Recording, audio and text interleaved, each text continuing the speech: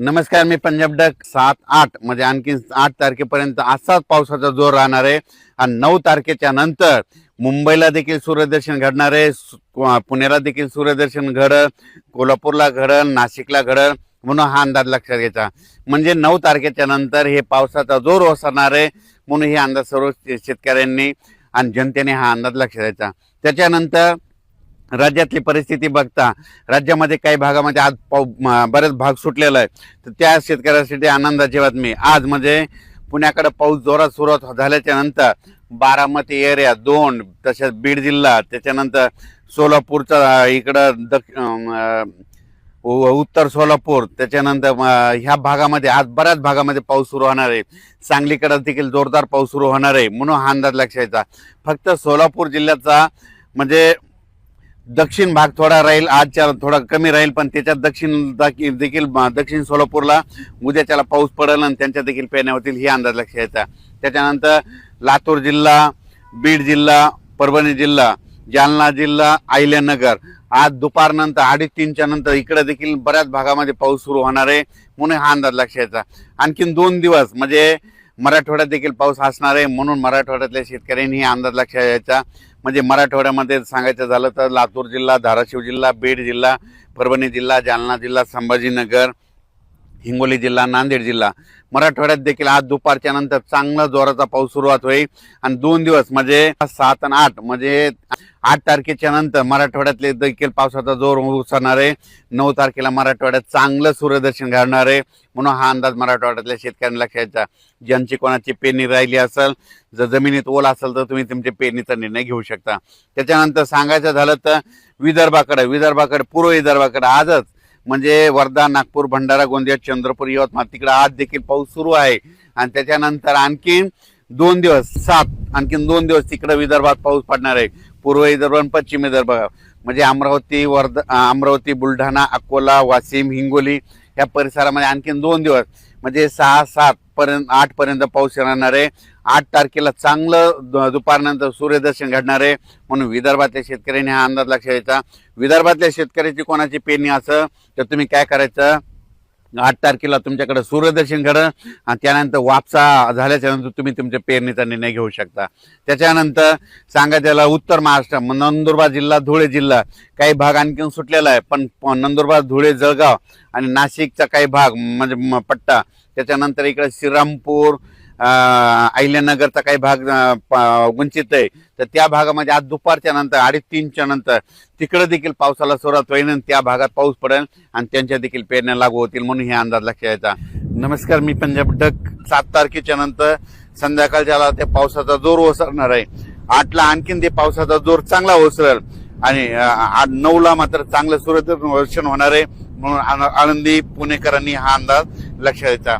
पण नाशिक जिल्ह्यातल्या शेतकऱ्याला सांगू इच्छितो की जनतेला सांगू इच्छितो की नाशिककडे काय होणार आहे, आज मध्यरात्रीच्या नंतर म्हणजे 2च्या नंतर की मध्यरात्रीच्या नंतर नाशिककडं, मुंबईकडं, तिथे जुन्नर, सिन्नर, त्याच्यानंतर आळेफाटा, विघ्नर कारखाना, ओझर गणपती, त्याच्यानंतर श्रीरामपूर, राहता, राहुरी, कोपरगाव, शिर्डी, वैजापूर, गंगापूर आणि त्याच्यानंतर इकडं वरती त्र्यंबकेश्वर, नाशिक आणि नंदुरबार ह्या पट्ट्यामध्ये काय होणार आहे, आज मध्यरात्रीपासून उद्याच्या पर्यंत जवळपास 400 मिलीमीटर पर्यंत पावसाची नोंद होईल, म्हणून हे अंदाज लक्षात यायचा.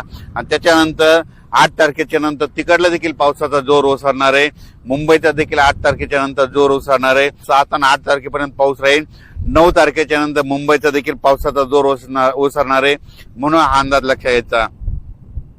आजची मध्यरात्रीपासून ते 8 तारखेपर्यंत जे नदीकाठचे गाव आहेत त्यांनी सतर्क राहावे, कारण की नाशिक जिल्ह्यामध्ये नाशिक, त्र्यंबकेश्वर, वरती मालेगाव त्या परिसरामध्ये इकडं इगतपुरीकडं इकडं ओझर गणपती, इकडं विघ्नर कारखाना ते परिसर, जुन्नर, सिन्नर, त्याच्यानंतर इकडं राहता, शिर्डी, कोपरगाव ह्या परिसरामध्ये म्हणजे आज मध्यरात्रीपासून ते उद्यापर्यंत म्हणजे 7 ची रात्रपर्यंत म्हणजे 2 दिवस आणखीन खूप जोराचा पाऊस पडणार आहे.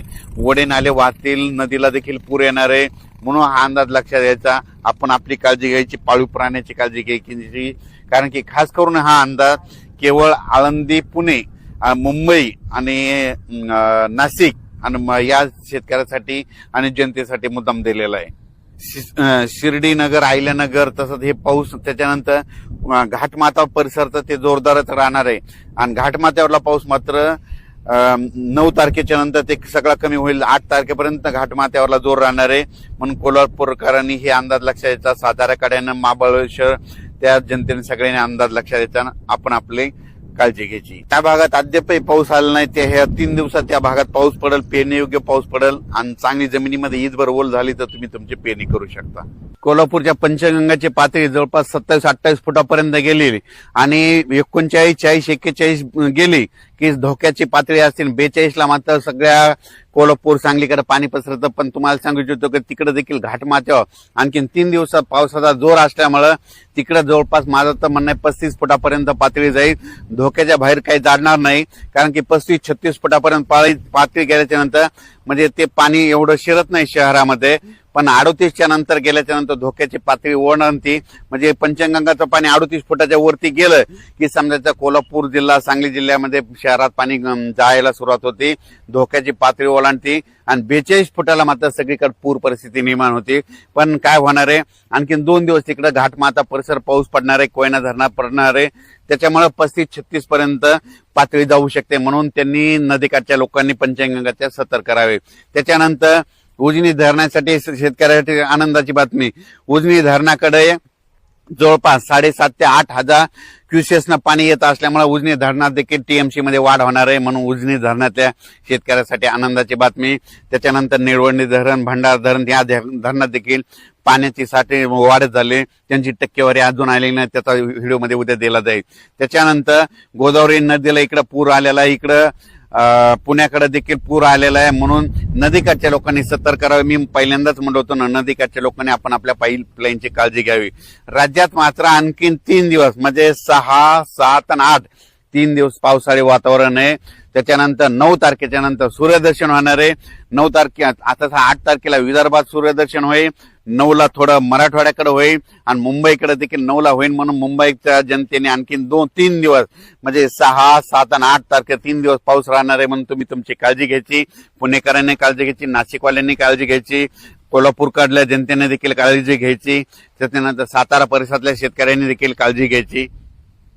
तसेच बीड जिल्ह्यामध्ये कडा आष्टी या भागात, त्याच्यानंतर अहिल्यानगरमध्ये बऱ्याच भागात पाऊस पडलेला नाही। आज दुपारनंतर बीड जिल्ह्यात देखील पाऊस येणार आहे। कडा आष्टी, त्याच्यानंतर कर्जत, जामखेड, तिकडे बारामती त्या परिसरात येणार आहे, इकडे राऊरकडे येणार आहे, सिंगणापूरकडे येणार आहे, पैठणकडे येणार आहे, श्रीरामपूर येणार आहे, त्याच्यानंतर वैजापूर, गंगापूर ह्या परिसरात देखील आज बऱ्याच भागावर पाऊस सुरू होणार आहे। म्हणून त्यांच्यासाठी आनंदाची बातमी, बीड जिल्ह्यासाठी आनंदाची बातमी, म्हणून हे अंदाज लक्षाचा। हे आता 8 तारखेपर्यंत पाऊस राहणार आहे। त्याच्यानंतर वातावरण पुन्हा लगेच 14च्या नंतर पुन्हा एकदा राज्यात वातावरण बदलणार आहे। 4-5 दिवस तुम्हाला थोडी विश्रांती देईल पाऊस, पण 14 जुलैच्या नंतर परत एकदा पावसाचं वातावरण तयार होईल, म्हणून हे अंदाज लक्षाचा। त्याचा व्हिडिओ नंतर दिला जाईल।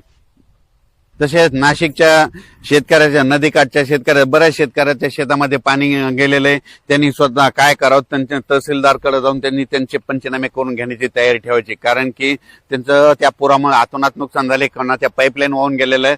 त्यांना त्यांचं आपलं जे ग्रामसेवक, तलाठी असतील त्यांना जाऊन त्यांचा पंचनामा करणं सगळ्यात महत्त्वाचं गरजेचं आहे। धन्यवाद।